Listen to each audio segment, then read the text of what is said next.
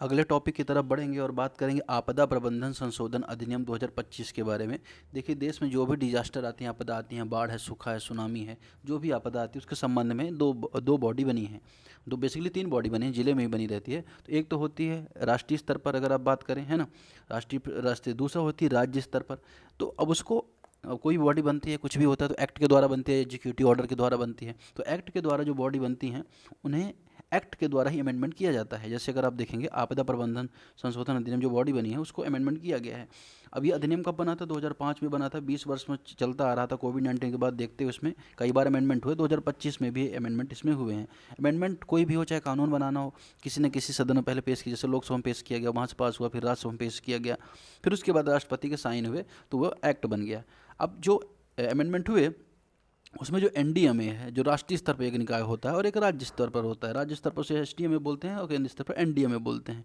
अब उसमें अपने स्तर पर आपदा प्रबंधन योजना तैयार कर सकेंगे। जैसे हर एक राज्य की अपनी अलग अलग प्रॉब्लम हो। जैसे मध्य प्रदेश की प्रॉब्लम सुनामी नहीं हो सकती है, तो उड़ीसा की जो प्रॉब्लम है मध्य प्रदेश संबंधित नहीं हो सकती है। तो अलग अलग राज्य की अलग अलग समस्याएं होती हैं, उसके संबंध में वो कानून बना सकते हैं। पहले राष्ट्रीय कार्यकारी समिति जो होती थी एनईसी एवं राज्य कार्यकारी समिति एसईसी द्वारा क्रमशः राष्ट्रीय व राज्य आपदा प्रबंधन के लिए योजना तैयार करती थी। तो मतलब क्या होता था पहले कि जो एनईसी होती थी एनडीएमए तैयार करती थी और एसईसी एसडीएमए के लिए योजना तैयार कर, लेकिन अब ये स्वयं करेंगे। साथ ही पहले केंद्र सरकार अधिनियम के तहत नियम बनाती थी, ठीक है। अब एनडीएमए के पास क्या है, राइट हो गया है कि वह खुद भी नियम बना सकती है। कुछ भी रेगुलेशन है, कोई चीज़ है तो वो उसमें बदलाव कर सकती है। तो एनडीएमए की जो पावर है वो वहाँ पे थोड़ा सा बढ़ गई है। अब अधिनियम में बहुत सारी धाराएं होती हैं, जो शक्तियाँ प्रावधान होते हैं। जैसे अधिनियम की जो धारा 2 है एनडीएमए की, उसे अपडेट कर दिया गया है। अब आपदा प्रबंधन की जो परिभाषा में डिजास्टर रिस्क रिडक्शन को सम्मिलित किया गया है। तो ये चीज़ आपको थोड़ा सा इंपॉर्टेंट है। डिजास्टर रिस्क रिडक्शन मतलब कि आपदा की जो संभावना है उसको कम करना। कानून व्यवस्था की स्थिति को आपदा प्रबंधन अधिनियम के तहत आपदा नहीं माना जाएगा, ठीक है। जैसे लॉ एंड ऑर्डर की जो प्रॉब्लम होती है उसको आपदा नहीं माना जाएगा। ये चीज़ आपको थोड़ा सा याद रखनी है। अगला, राज्य सरकारों को अधिकार दिया गया है कि वो अपने राज्य की राजधानी व नगर निगम वाले बड़े शहरों के लिए अलग शहरी आपदा प्रबंधन बोर्ड प्राधिकरण बना सकते हैं। तो ये भी आसान पॉइंट है, इसको थोड़ा सा आपको याद रखना है। यह अधिनियम राज्य सरकार को राज्य आपदा प्रतिक्रिया बल एसडीआरएफ गठित करने का अधिकार देता है। यह अधिनियम मौजूदा निकाय राष्ट्रीय संकट प्रबंधन समिति एनसीएमसी उच्च स्तरीय समिति एचएलसी को वैधानिक दर्जा प्रदान करता है। ये तो हमने देख लिया एनडीएमए एसडीएमए के संबंध में। अब इसके अलावा इमिग्रेशन जो होता है, बाहर से विदेशी जो भारत में, जैसे बांग्लादेश से हैं शरणार्थी भारत आ जाते हैं, उस संबंध में क्या नियम है। तो अगर आप देखो उसके संबंध में भी कानून बिल एक पेश किया गया था लोकसभा में, फिर राज्यसभा द्वारा पारित कर दिया गया उसे, है ना। अब इसने एक्ट का रूप ले लिया राष्ट्रपति के साइन करने के बाद। इसका पर्पज ये है कि जो विदेश के आप्रवासन होता है, जो विदेश से इमिग्रेंट्स आते हैं भारत में, उनको रेगुलेशन करना, उनको उसको रेगुलेट करना, ठीक है। अब अभी तक क्या होता था कि ये जो 3 एक्ट हुआ करते थे। 1920 का एक्ट था पासपोर्ट एक्ट, विदेशी पंजीकरण एक्ट 1939 और विदेशी विषय का अधिनियम 1946। उसके तहत क्या किया जाता है, इनको रेगुलेट किया जाता है। लेकिन अब इन तीनों को निरस्त कर दिया, तीनों को समाप्त कर दिया गया है। अब नए अधिनियम में क्या किया गया, प्रवेश भारत में प्रस्थान के लिए प्रत्येक व्यक्ति के पास वैध पासपोर्ट होना अनिवार्य हो गया है। अगर कोई विदेशी नागरिक भारत आ रहा है तो उसके पास उपयुक्त स्थान पर मान्य वीज़ा भी अनिवार्य होना चाहिए। जैसे कोई विदेशी नागरिक आ रहा है तो उसके पास क्या वीज़ा होना चाहिए। नया कानून वीज़ा की अनिवार्यता को स्पष्ट रूप से कानून का हिस्सा मानता है, ठीक है। अब इमिग्रेशन और चेक पोस्ट पर तैनात अप्रवासन अधिकारियों को प्रवेश के समय किसी भी यात्री, विशेषकर विदेशी का पासपोर्ट भी अन्य जांच करने का पूरा अधिकार है। अधिनियम के अनुसार केंद्र सरकार को यह अधिकार होगा कि वह भारत में प्रवेश या भारत से बाहर जाने वाली नामित अप्रवास जो चौकियां हैं उसको अधिसूचित कर सकती, बता सकती है कि केंद्र सरकार की कौन सी यहाँ पे मतलब अगर आप देखें कौन सी चौकी यहाँ पे बनेगी। बेसिकली जैसे पोस्ट हैं यहाँ पे, हर एक पॉइंट हो, चेक पॉइंट्स होते हैं जहाँ से बाहर जाने का रास्ता होता है। तो इस संबंध में सरकार शक्तियाँ किसके पास है, केंद्र सरकार के पास है। इसी एक्ट में धारा 6 प्रावधान किया गया है। अब बात करती है कि प्रत्येक जो विदेशी है जो भारत आता है उसे आगमन पर नियत प्राधिकारी या पंजीकरण अधिकारी के पास अपना पंजीकरण अनिवार्य होगा। तो उसे अपना पंजीकरण करवाना हो धारा 6 के अंतर्गत। अधिनियम में वैध पासपोर्ट अन्य यात्रा दस्तावेज के बिना प्रवेश करने वाले विदेशियों को 5 वर्ष तक का कारावास और 5 लाख तक का जुर्माना है। अब इसमें स्टेटमेंट दे सकता है, इसमें थोड़ा सा बना सकता है, 15 लाख है, 25 लाख है, 10 वर्ष है। तो वो आपको थोड़ा सा याद रखने, इसलिए ये फैक्ट थोड़ा सा आपके लिए इंपॉर्टेंट हो जाता है। जाली फर्जी पासपोर्ट कोई बनाता है उसके लिए 2 वर्ष या 7 वर्ष तक की सज़ा का प्रावधान है और 1 से 10 लाख तक का जुर्माना भी है। ये चीज़ आपको यहाँ पे याद रखनी है। अब तमिलनाडु राज्य सरकार बस से तमिलनाडु राज्यपाल का मामला सुप्रीम कोर्ट गया, इसलिए गया कि राज्यपाल के पास देखिए कुछ शक्तियाँ होती हैं। देखिए कोई भी राज्य में कानून बनता है तो कैसे बनता है कि राज्य विधानमंडल में पेश किया जाएगा। अब विधानमंडल पेश किए जाने बाद जब विधानमंडल उसे पारित कर देता है विधानसभा, तो वह राज्यपाल के पास जाता है। राज्यपाल के पास जाता है, उसे सिग्नेचर किए जाना होता है राज्यपाल के संबंध में। अब इसके संबंध में राज्यपाल के पास दो शक्तियाँ होती हैं। अनुच्छेद 200 के अंतर्गत 201, 202 प्रावधान यहाँ पे इंपॉर्टेंट हो जाते हैं। अब इन दोनों के बारे में थोड़ा सा आप ये जान लो। देखो अनुच्छेद जो 200 होता है वो कहता है कि 200 के तहत अपने कार्य के निर्वहन में जब राज्य विधानमंडल द्वारा पारित विधेयक राज्यपाल के पास आता है, उसके पास 3 विकल्प होते हैं। क्या क्या विकल्प होते हैं राज्यपाल के पास? पहला तो जो भी बिल आया है ना उसको सहमति दे दे, दूसरा उसे सहमति ना दे या रोक ले, तीसरा राष्ट्रपति के विचारार्थ लौटा दे। अब ये जो आर्टिकल है यहाँ से 201 की शक्तियाँ मिलती हैं। तो राष्ट्रपति के लिए आरक्षित उसने कर लिया, ठीक है। और चौथा पुनर्विचार हेतु भेज सकता है, ये भी शामिल हो सकता है। अब मान के चलिए राष्ट्रपति के पास ये आ गया, ठीक है, राष्ट्रपति के पास आ गया, तो अब राष्ट्रपति के पास क्या शक्तियाँ हैं? राष्ट्रपति या तो विधायक को स्वीकृति दे देगा या तो स्वीकृति ना देगा, जरूरी नहीं कि स्वीकृति दे ही दे, स्वीकृति लौटा भी सकता है, ठीक है। इसके अलावा और क्या कर सकता है? यदि विधेयक धन विधेयक नहीं है तो राष्ट्रपति उसे संदेश सहित पुनर्विचार हेतु राज्य विधानमंडल को लौटा सकता है, जैसा अनुच्छेद 200 में राज्यपाल कर सकते हैं। पुनः पारित विधेयक राष्ट्रपति को दोबारा प्रस्तुत किया जाए फॉर हिज कंसिडरेशन, विचार के लिए। अब देखिए राष्ट्रपति को यहाँ पे बाध्यता नहीं है कि बिल पे अनुमति दे ही, ठीक है ना। तो राज्यपाल को जो बिल यहाँ पे भेज रहा है, ठीक है ना, गड़बड़ी क्या हो रही थी कि राज्यपाल यहाँ पे जो बिल भेज रहा था उसे राष्ट्रपति के पास महीनों पड़ा है और अनुच्छेद 200 के तहत राज्यपाल के पास भी कई महीनों तक पड़ा है। इससे क्या होता था कि जो राज्य विधानमंडल की जो कार्रवाई थी वो प्रभावित होती थी। इस संबंध में क्या किया सुप्रीम कोर्ट ने यहाँ पे डिसीजन दिया कि अब क्या है, समय सीमा तय की जाएगी, ऐसे रैंडमली आप बिल को नहीं रख सकते हैं। अब ये टाइमलाइन पूरी दी है कि विधेयक 13 जनवरी 2020 हो गया, 2023 तक उसमें कोई कार्रवाई नहीं हुई है ना, कुलपति नियुक्त के संबंध में कोई कार्रवाई नहीं होती। ये सारी चीज़ें यहाँ पे पूरी कहानी दी हुई कि राज्यपाल RN रवि की निष्क्रियता से तमिलनाडु सरकार ने सर्वोच्च न्यायालय में रिट दायर की थी, ठीक है। सर्वोच्च न्यायालय में प्रतिवादियों, गृह मंत्रालय, महान्यायवादी उनकी उपस्थिति में सॉलिसिटर जनरल को नोटिस भेजा था। ये यहाँ पे बात ही थी कि 10 लंबित विधेयक को अपनी स्वीकृति विधोल अनसेंट की घोषणा कर दी, 2 विधेयक राष्ट्रपति को भेज दिए, ठीक है। मतलब क्या हुआ कि बाद में जब ये विधेयक गया तो फिर उसमें उसने राज्यपाल ने क्या किया, 10 विधेयक को स्वीकृति दे दी, है ना, स्वीकृति रोकने की घोषणा कर दी, सॉरी, और 2 विधेयक को राष्ट्रपति को भेज दिया। अब फिर यही पूरी कहानी चलती रही। अनुच्छेद 200 के प्रथम प्रावधान के अनुसार यदि विधेयक पुनः पारित होकर आ जाए तो राज्यपाल उस पर स्वीकृति देने से इंकार नहीं कर सकता। मतलब पुनर्विचार के लिए अगर राज्यपाल ने लौटाया विधानसभा को, फिर वापस अगर आता है वो विधेयक पास होकर, तो राज्यपाल को हर हाल में साइन करना ही होगा। लेकिन राज्यपाल यहाँ पे कोई निर्णय ही नहीं ले रहा था, पूरा यहाँ पे मामला डिले था। सुप्रीम कोर्ट ने क्या डिसीजन दिया? इस दौरान न्यायालय ने गंभीर प्रश्न उठाए, क्या राज्यपाल को बिना कोई कदम उठाए विधेयक को रोका जा सकता है? क्या लोकतंत्र का उल्लंघन नहीं है? ठीक है, तो क्या पॉकेट वीटो का अधिकार है लंबे समय तक रोकना? क्या राज्यपाल पुनः पारित विधेयक को राष्ट्रपति को भेज सकता है? बहुत सारे मामले पर सुप्रीम कोर्ट ने अपना निर्णय सुनाया, ठीक है। अब जिसमें कहा कि राज्यपाल कोई कार्रवाई गैर कानूनी असंवैधानिक घोषित किया इस कार्रवाई को। साथ ही न्यायालय ने कहा कि तमिलनाडु सरकार के पक्ष में निर्णय देते हुए न केवल लंबित विधेयक कानूनी स्वीकृति प्रदान की, बल्कि भविष्य में राज्यपाल के विधेयक के संबंध में समय सीमा निर्धारित कर दी, जिसके बाद बहुत सारा विवाद उठा था। जो उपराष्ट्रपति हैं, इसके अलावा जो मतलब कि जो स्पीकर, उन्होंने भी इस संबंध में विवाद बयान दिया था। न्यायालय ने सर्वप्रथम यह घोषणा किया कि तमिलनाडु के राज्यपाल द्वारा 10 विधेयक को दूसरी बार विधानसभा ने पारित करके भेज दिया तो राष्ट्रपति के विचारार्थ भेजना संविधान का 200 का उल्लंघन था। मतलब जब पुनर्विचार के बाद आपके पास बिल आया राज्यपाल के पास, तो उसे राष्ट्रपति के पास नहीं भेजना था, क्योंकि वहाँ पर क्या करना है, वहाँ पर साइन करने के हर हाल में उसको लौटाना था विधानसभा को। दूसरा, असाधारण उपाय करते हुए सुप्रीम कोर्ट ने अनुच्छेद 142 के तहत अपने पूर्ण अधिकार का प्रयोग किया है ना। कंप्लीट जस्टिस का जो प्रोविजन है अनुच्छेद 142 में, उसका यहाँ पे उसने प्रयोग किया। पूर्ण जस्टिस में क्या कर सकता है, मामले के बाहर भी जाकर कुछ चीज़ों को एडवांस में गाइडलाइन दे सकता है सुप्रीम कोर्ट। न्यायालय ने कहा कि सभी विधेयक उसी तिथि से अधिनियमित माने जाएंगे जिस दिन से वह विधानसभा द्वारा पुनर्विचार के बाद राज्यपाल को प्रस्तुत किए गए थे। सुप्रीम कोर्ट ने पहली बार विस्तृत समय सीमा तय की राज्यपाल के विधेयक पर निर्णय लेने के लिए। अब क्या समय सीमा तय की, थोड़ा सा आपको यहाँ पे याद रखना है। यदि मंत्रिपरिषद की सलाह से विधेयक अनुमति रोकने हेतु राष्ट्रपति के विचार के लिए आरक्षित करने हेतु ऐसी सलाह पर राज्यपाल 1 माह में कदम उठाएंगे। दूसरा, राज्यपाल राज्य सरकार की सलाह के विपरीत किसी विधेयक पर स्वीकृति देने से इंकार करते हैं, यानी विधेयक को स्वीकार करते हैं, तो उन्हें उस विधेयक को अपनी आपत्तियों के कारण अधिकतम 3 महीनों के भीतर देने होंगे, बिना संदेश के वो अनिश्चित काल तक नहीं रोक सकते।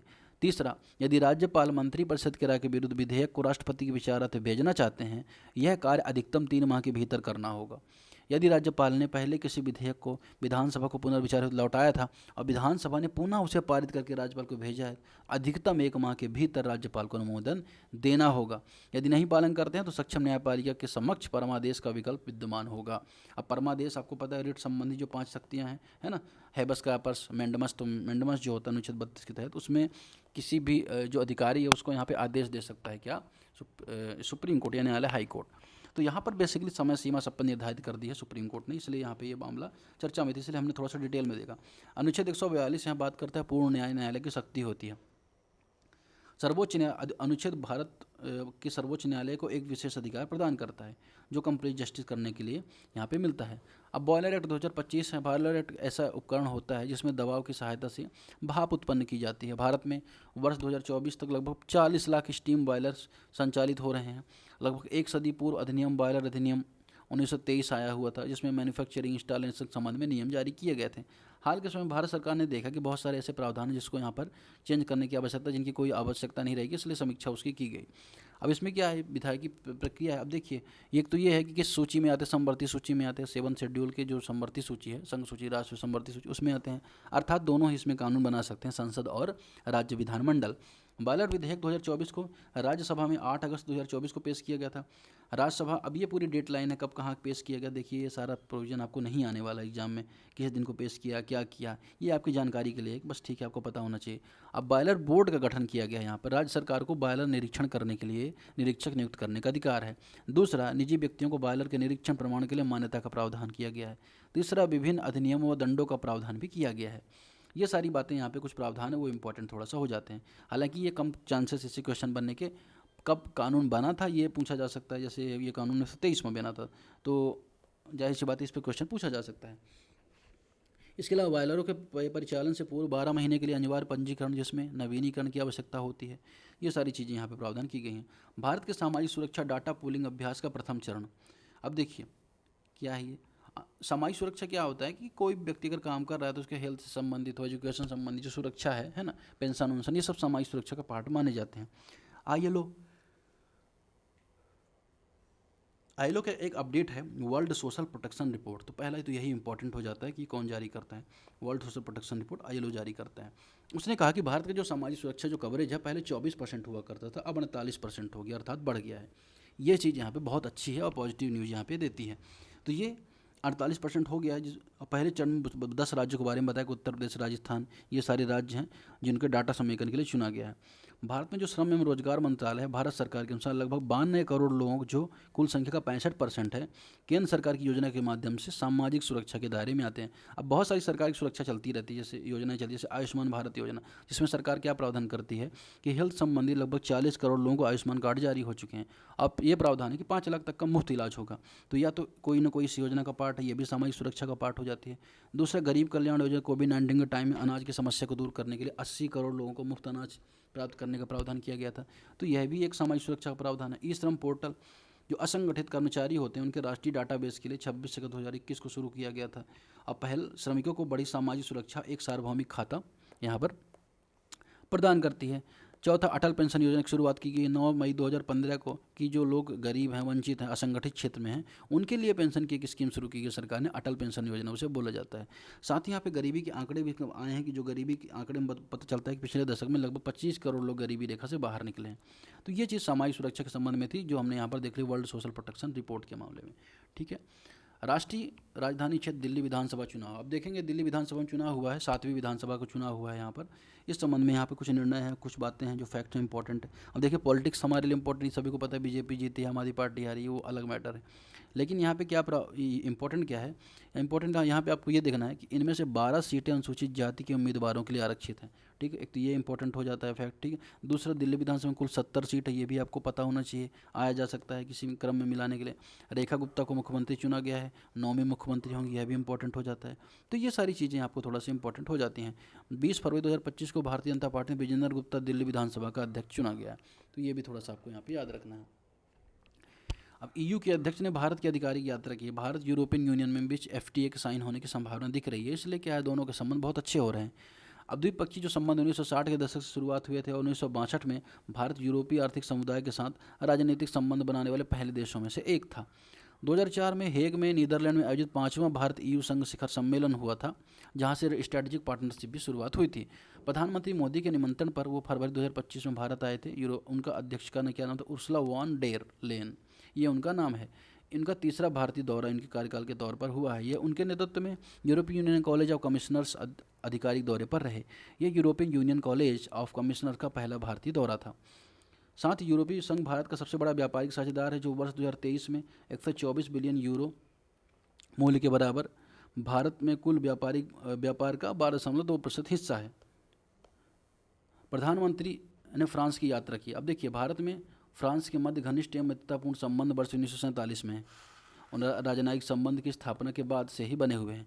वर्ष 1998 में दोनों देशों ने अपने राजनयिक संबंधों को उन्नत किया। अब देखिए, स्ट्रेटेजिक पार्टनरशिप भारत फ्रांस की है। अब इतना हर एक चीज़ इसमें कोई ऐसा प्रश्न नहीं बनता है। एक तो राष्ट्रपति आपको पता होना चाहिए कि इमैनुअल मैक्रोन है, प्रधानमंत्री मोदी ने भी यात्रा की है, ठीक है। और क्या, बैस्टिल दिवस समारोह कहाँ मनाया जाता है? इसके मुख्य अतिथि के रूप में प्रधानमंत्री शामिल हुए थे। तो बैस्टिल दिवस कहाँ, बास्टाइल जो दिवस होता है, ये फ्रांस में मनाया जाता है। फ्रांस के जो राष्ट्रपति वो भी भारत में आमंत्रित थे 2024 में 75वें गणतंत्र दिवस पर, ठीक है। इस यात्रा के दौरान दोनों ने, कोई भी इसमें बहुत ज़्यादा इंपॉर्टेंट फैक्ट नहीं है, ठीक है। फ्रांस के साथ भारत का इंटरनेशनल जो सोलर अलायंस भारत ने फ्रांस के साथ मिलकर शुरू किया, जिसका गुड़गांव में हेडक्वार्टर, ये थोड़ा सा इंपॉर्टेंट है। इस अवसर पर संयुक्त अरब अमीरात और भारत के आमंत्रण पर फ्रांस के मैंग्रोव अलायंस फॉर क्लाइमेट शामिल होने का निर्णय लिया है। डुप्लीकेट मतदाता पहचान पत्र विवाद। अब देखिए, ये तो समस्या है ही। 27 फरवरी 2025 को पश्चिम बंगाल में मुख्यमंत्री ममता बनर्जी ने आरोप लगाया कि विभिन्न राज्यों में मतदाता पहचान पत्रों के डुप्लीकेट नंबर प्राप्त हो रहे हैं। इसमें चुनाव आयोग की कार्यप्रणाली पर सवाल उठे हैं। चुनाव आयोग की कार्यप्रणाली पर सवाल उठे तो चुनाव आयोग के बारे में थोड़ा सा जान लेते हैं, जिसे 324 अनुच्छेद के तहत गठित किया गया है। 324 में निर्वाचन के अधीक्षण, निर्देश, नियंत्रण करने की शक्ति चुनाव आयोग के पास होगी। 3 सदस्यीय निकाय होता है, एक चीफ इलेक्शन कमिश्नर होता है, 2 अन्य आयुक्त होते हैं। तो ये 3 सदस्यीय निकाय होते हैं, संवैधानिक निकाय है। 324, 325, 26 में से शक्तियाँ प्राप्त हैं। 325 में क्या कर सकता है वो? मतदाता सूची में किसी नागरिक को जाति, धर्म, लिंग आदि के आधार पर वंचित नहीं किया जा सकता। इसका प्रावधान 325 में किया गया है। तो ये थोड़ा सा इंपॉर्टेंट है। 326 लोकसभा, राज्य विधानसभाओं के लिए चुनाव वयस्क मताधिकार के आधार पर होंगे। इसके तहत 18 वर्ष से अधिक आयु पर प्रत्येक नागरिक मतदान का अधिकार होता है। अब देखिए, 2 एक्ट बाद में बनाए गए, लोक प्रतिनिधित्व अधिनियम 1950 और लोक प्रतिनिधित्व अधिनियम 1951।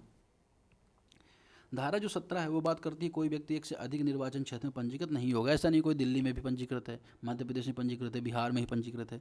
फिर धारा 18 बात करती है कोई व्यक्ति एक ही निर्वाचन क्षेत्र से एक बार से अधिक पंजीकृत नहीं होगा। तो 1950 जो है वो आम लोगों के लिए, वोटर्स के लिए, आम लोगों के वोटर्स के लिए। लेकिन ये जो 1951 है वो जो चुनाव लड़ते हैं उनके लिए, ठीक है, निर्वाचकों के लिए, मतलब कि जो व्यक्ति चुनाव में भाग लेते हैं। धारा 62 करती है प्रत्येक पंजीकृत मतदाता एक ही निर्वाचन क्षेत्र में एक बार मतदान करने का अधिकारी होगा। अब मुल्ला पेरियार बांध के संबंध में यहाँ पर जो केरला में है, मुल्ला पेरियार जो बांध है भारत के सबसे पुराने जो जटिल बांधों में से एक है, जो तमिलनाडु केरल की सरकार बांध की सुरक्षा के संबंध में मतभेद रखते हैं। अब देखिए, नदी जल विवाद भारत की बहुत पुरानी समस्या है। जो भी नदी, अंतर्राज्यीय जो नदी होती हैं, जो एक राज्य से दूसरे राज्य में बहती हैं, तो उनको लेकर विवाद तो बना रहता है। अब पूरे विश्व में बना रहता है। जैसे भारत में भी आप देखो, भारत पाकिस्तान जो नदियाँ बनती है तो भारत पाकिस्तान के मध्य विवाद है। तो ये सारी चीज़ें हैं। भारत के सर्वोच्च न्यायालय द्वारा पर्यवेक्षी समिति की सिफारिशों को लागू किए जाने का निर्देश दिया गया है। मुल्ला पेरियार बांध केरल के इडुक्की जिले में थेक्कड़ी में पेरियार नदी पर स्थित है। चिनाई वाल गुरुत्वाकर्षण बांध है। तो किस नदी पर? पेरियार नदी पर। कहाँ है? केरला में है। तो इसकी लोकेशन आपको पता होनी चाहिए। निर्माण तो 1887 में होता, बहुत इंपॉर्टेंट नहीं है। 95 में पूरा हुआ। तो ये बहुत ज़्यादा इंपॉर्टेंट, किसने बनाया, क्यों बनाया, कहाँ है, ये इंपॉर्टेंट है। कब बना, पुराना है, नहीं है, किसके का साथ विवाद है, ये थोड़ा सा इंपॉर्टेंट हो जाता है। तमिलनाडु का अपना पक्ष है कि जल स्तर बढ़कर 136 फीट 142 फीट करने तथा अन्य सुदृढ़ीकरण उपायों की मांग की गई थी। केरल द्वारा केरल सिंचाई जल संरक्षण संशोधन अधिनियम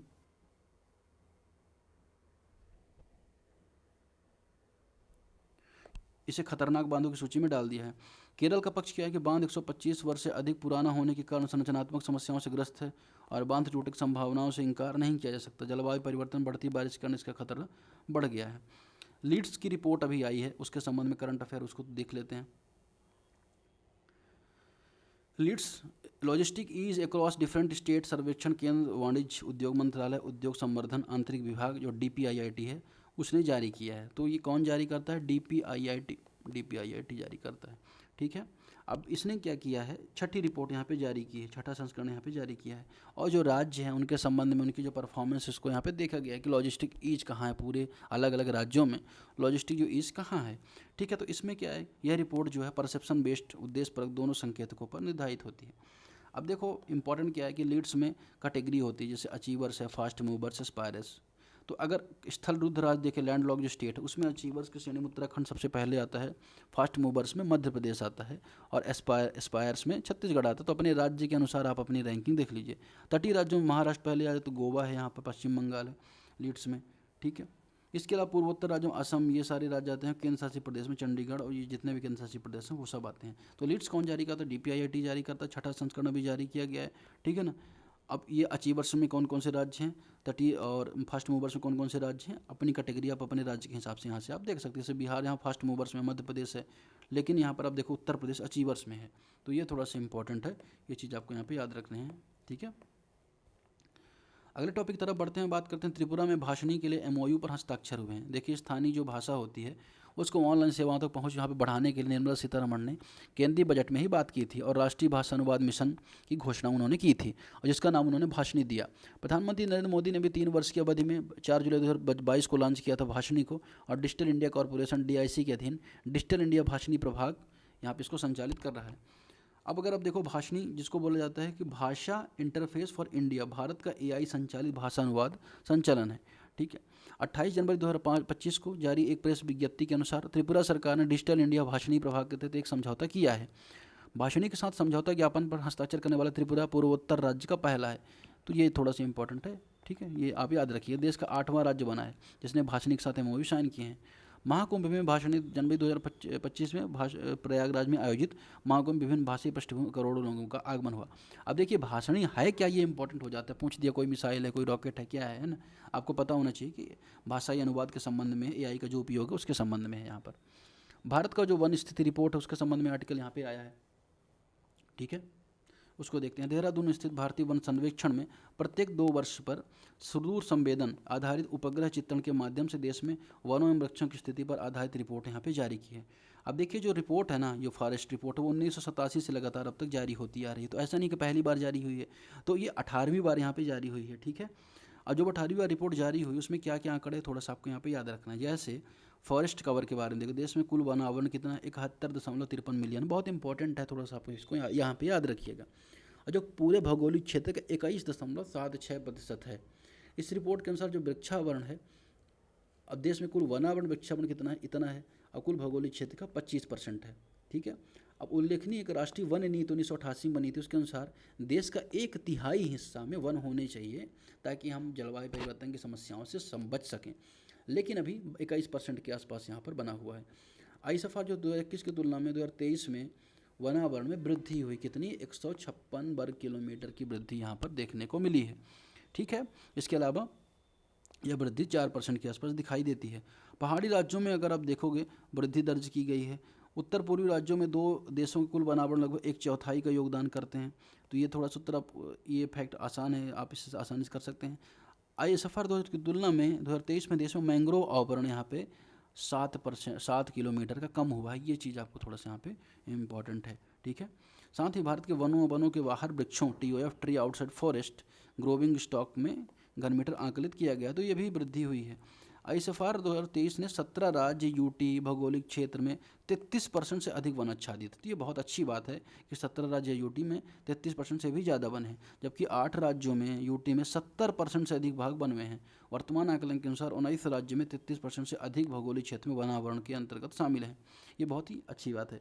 आईएसएफआर 2023 के अनुसार देश में झाड़ियों का लगभग इतने वर्ग किलोमीटर हैं, कुल भौगोलिक क्षेत्र का 2% है। ठीक है, ये सारी चीज़ें थोड़ा सा हैं जो हमने यहाँ पर देख ली।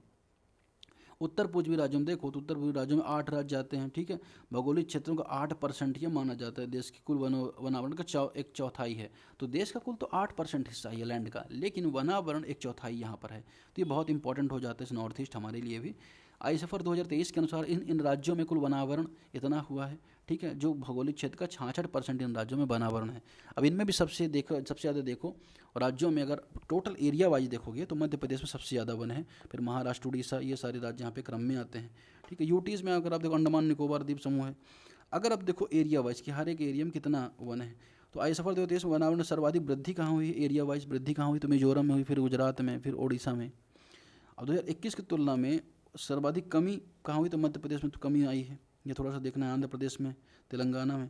आई सफर 2023 में क्षेत्रफल की दृष्टि से सर्वाधिक वनावरण वाले राज्य कौन से हैं, तो जिन एरिया वाइज, जैसे मध्य प्रदेश अगर आप देखो कितना है, मुझे लगता है 8 लाख किलोमीटर, मतलब 8 या 6 लाख के आसपास वर्ग किलोमीटर है, तो उसमें अगर आप देखो 77,000 का जो एरिया है वो वन से ढका हुआ है, तो सबसे ज़्यादा एरिया वाइज मध्य प्रदेश में वन है, फिर अरुणाचल प्रदेश, छत्तीसगढ़ है।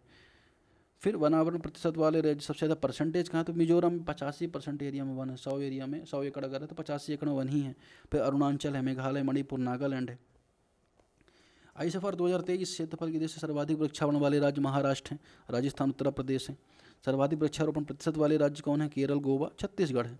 ये सारी चीज़ें यहाँ पे आई सफर कुल वृक्षारोपण वनावरण क्षेत्रों में दृष्टि से सर्वाधिक क्षेत्रफल वाले राज्य कौन से हैं, मध्य प्रदेश, अरुणाचल प्रदेश, महाराष्ट्र हैं। ये सारे हमने देख ही लिया, वनावरण में मिजोरम है, देखिए परसेंटेज वाइज मिजोरम है, एरिया वाइज मध्य प्रदेश है। आई सफर 2023 के अनुसार भारत में मैंग्रोव के देश में 12 तटीय राज्यों में मैंग्रोव है, उनका 5,000 किलोमीटर के आसपास उनका स्क्वायर है, 4,991। लेकिन यहाँ पर कमी आई है 7 वर्ग किलोमीटर में, तो ये चिंता का विषय है। अति सघन उसमें इतना है मैंग्रोव है ना, मध्यम सघन 1500 है और कम सघन 2000 है। सर्वाधिक मैंग्रोव आच्छादित वाले राज्य कौन से, पश्चिम बंगाल। ये देखिए इंपॉर्टेंट है, ऐसे क्वेश्चन फंसाता है कि सबसे ज़्यादा मैंग्रोव पश्चिम बंगाल में, फिर गुजरात में है, फिर अंडमान निकोबार में, फिर आंध्र प्रदेश में है। सर्वाधिक मैंग्रोव आच्छादित वाले जिले कौन से हैं, 24 परगना पश्चिम बंगाल का है, फिर कच्छ है गुजरात का। तो ये है देश के कुल मैंग्रोव आवरण पश्चिम बंगाल में दक्षिण परगना जो है 41%, तो केवल यहीं है 24 परगना में। ठीक है, विश्व में मैंग्रोव का सर्वाधिक क्षेत्र एशिया में ही आता है। ठीक है, आईएसएफआर 2023 के अनुसार देश में राष्ट्रीय स्तर पर, राज्य स्तर पर वनों एवं वनों के बाहर वृक्षों व विभिन्न भू आकृति क्षेत्रों में TOF जो है, ट्री जो आउटसाइड कवरेज है, फॉरेस्ट है, उसमें वृद्धि हुई है। तो ये हमने यहाँ पर देख ही लिया कि जो आउटसाइड जो ट्री उसमें भी वृद्धि हुई है। कमी कहाँ हुई, एक तो मैंग्रोव में कमी हुई है, आपको याद रखना। दूसरा मध्य प्रदेश में भी कमी आई है। रैंकिंग क्या है, एरिया वाइज अगर आप देखोगे मध्य प्रदेश सबसे ज़्यादा है, परसेंटेज वाइज मिजोरम में सबसे ज़्यादा है। ठीक है, मैंग्रोव सबसे ज़्यादा पश्चिम बंगाल में है। ठीक है, जिलों में अगर देखो 24 परगना में है। राज्यों संघीय क्षेत्रों में वनों में सर्वाधिक वृद्धिमान स्टॉक अरुणाचल प्रदेश, उत्तराखंड, छत्तीसगढ़ में है, जबकि TOF में सर्वाधिक वृद्धिमान स्टॉक महाराष्ट्र में है। राज्यों के संबंध में अरुणाचल प्रदेश सर्वाधिक कार्बन स्टॉक विद्यमान है यहाँ पर। ये थोड़ा सा यहाँ पे कार्बन स्टॉक सबसे ज़्यादा अरुणाचल प्रदेश में, आपको यहाँ पे याद रखना है। फिर उत्तर प्रदेश के यहाँ पे डाटा दिया होगा। उत्तर प्रदेश में अगर आप देखो इतने किलोमीटर वन है, 7% हिस्सा है, कुल क्षेत्र का 2% है भारत का। तो ये उत्तर प्रदेश के संबंध में है। तो अगर आप UP से संबंध में तो आप इसको यहाँ पे पढ़ सकते हैं, टू द पॉइंट आप यहाँ पे देख सकते हैं। और कौन कौन से जिले हैं ये भी आप यहाँ पे देख सकते हैं, सोनभद्र, लखीमपुर, ये सारी चीज़ें।